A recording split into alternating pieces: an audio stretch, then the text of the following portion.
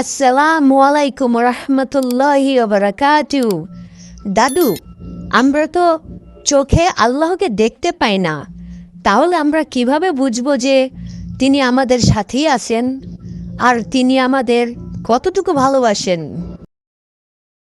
ওয়ালাইকুম আসসালাম রহমতুল্লাহি ওয়া বারাকাতুহু। দাদু ভাই, তুমি কি বাতাস দেখতে পাও? পাও না, তাই তো? কিন্তু যখন গরম খুব লাগে আর বাতাস বয়, তখন কি তুমি আরাম পাও না? তুমি কি তখন বুঝতে পারো না যে বাতাস আছে? ঠিক তেমনি আল্লাহকে চোখে দেখা না গেলেও তার সৃষ্টি জগৎ, এই বিশাল আকাশ, নক্ষত্র আর আমাদের সুন্দর এই শরীর দেখলেই বোঝা যায় একজন মহান সৃষ্টিকর্তা আছেন।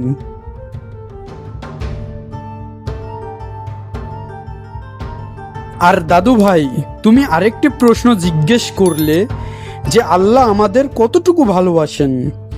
শোনো দাদু ভাই, দুনিয়াতে তোমার মা তোমাকে সবচেয়ে বেশি ভালোবাসেন, তাই তো? ইসলাম আমাদের শেখায় আল্লাহ তার বান্দাকে দুনিয়ার ৭০ জন মায়ের চেয়েও বেশি ভালোবাসেন।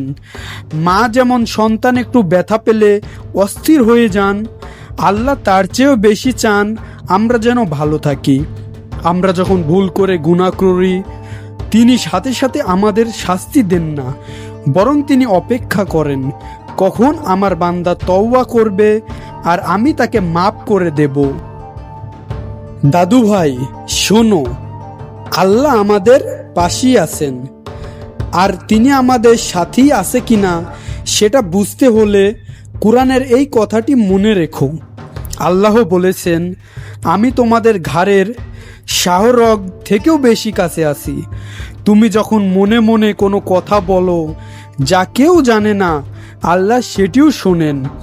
তুমি যখন অন্ধকারে একা ভয় পাও, তখন জানবে তোমার সাথে এমন একজন আছেন যিনি কখনো ঘুমান না এবং যিনি সবকিছুর ওপর ক্ষমতাবান।